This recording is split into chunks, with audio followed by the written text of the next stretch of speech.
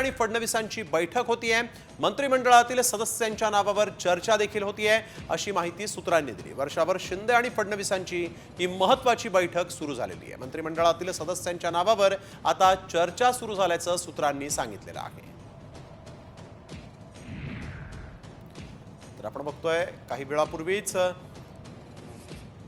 देवेंद्र फडणवीस हे वर्षा या मुख्यमंत्र्यांच्या निवासस्थानी पोहोचलेले आहेत। काळजीवाहू मुख्यमंत्री एकनाथ शिंदे यांच्या भेटीसाठी देवेंद्र फडणवीस काही वेळापूर्वीच वर्षावर पोहोचले। तिथं या दोन नेत्यांची महत्त्वाची बैठक सुरू आहे। मंत्रिमंडळाचा विस्तार आणि मंत्रिमंडळाचं वाटप कशा पद्धतीने होईल या संदर्भात महत्त्वाची चर्चा सध्या वर्षावर सुरू आहे।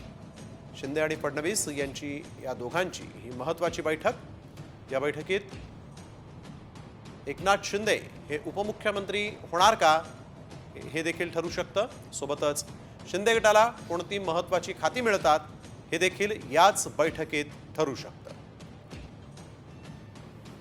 वर्षावर शिंदे आणि फडणवीसांची ही महत्त्वाची बैठक होत आहे।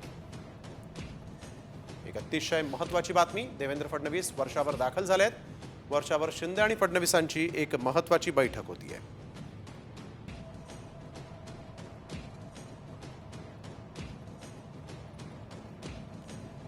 देवेंद्र फडणवीस वर्षावर दाखल झालेले आहेत, त्यामुळे आता मंत्रिमंडळाच्या सदस्यांबाबत दोन नेत्यांमध्ये नेमकं काय खलबत्तं रंगतं हे पाहणं देखील महत्त्वाचं असेल। मंत्रिमंडळाचा विस्तार कशा पद्धतीने होईल, कोण कोणाला मंत्रिमंडळामध्ये घ्यायचं हे देखील पाहणं महत्त्वाचं आहे।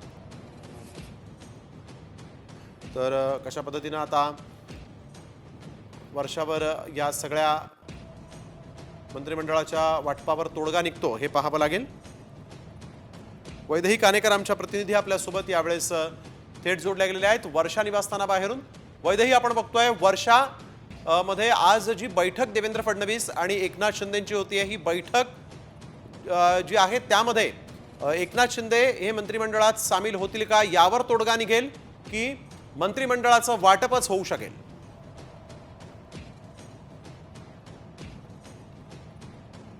ही बैठक जी आहे ती अत्यंत महत्त्वाची आहे, कारण दिवसभरातून दुसऱ्यांदा देवेंद्र फडणवीस हे वर्षा बंगल्यावर दाखल झालेले आहेत आणि एकनाथ शिंदे यांच्याशी ते चर्चा करताना देखील बघायला मिळत आहेत। याच्या आधी देखील दुपारी देवेंद्र फडणवीस, अजित पवार हे वर्षा बंगल्यावर दाखल झाले होते आणि एकनाथ शिंदे यांच्यासोबत त्यांची चर्चा झाली होती, त्यांची बैठक झाली होती आणि या बैठकीमध्ये कशा पद्धतीने आपण जो आहे तो आपला दावा करावा या संदर्भात खरं तर ही चर्चा झाली होती। त्याच्यानंतर राजभवनावर खरं तर हे तिघही नेते गेले होते आणि शपथविधी संदर्भात जी परवानगी जी आहे ती राज्यपालांकडून त्यांनी मागितली होती।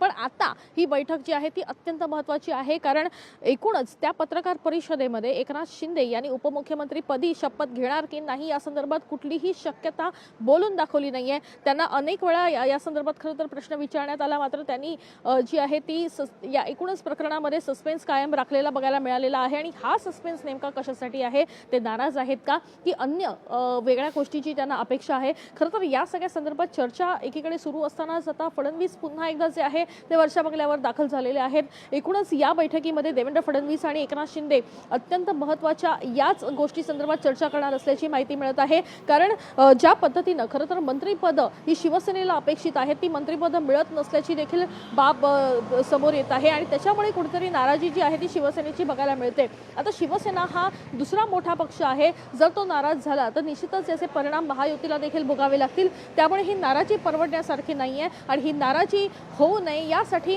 देवेंद्र फडणवीस स्वतः या ठिकाणी जे आहेत ते चर्चेला पुढे येताना बघायला मिळत आहे। एकीकडे शिवसेनेचे काही आमदार जे आहेत ते देखील वर्षावर त्या ठिकाणी आहेत आणि एकनाथ शिंदे स्वतः आहेत आणि अशातच फडणवीस हे या ठिकाणी येणं म्हणजे निश्चितच मंत्रिपदासंदर्भात देखील चर्चा या बैठकीमध्ये होऊ शकते। आणि खास करून उद्या खरं तर शपथविधी आहे, उद्या मुख्यमंत्री आणि उपमुख्यमंत्री या दोन्ही पदासंदर्भात खरं तर हा शपथविधी आहे। पण उद्या शपथविधी घेणार नक्कीच वैदेही, आपण बघतोय की यावेळेस नेमकं काय घडतं हे पाहणं देखील तितकंच महत्त्वाचं राहील। धन्यवाद आपण दिलेल्या सविस्तर माहितीसाठी। वेळोवेळी तुमच्याकडून या संदर्भातले सगळे ताजे अपडेट आम्ही घेणार आहोत। तुर्तास धन्यवाद।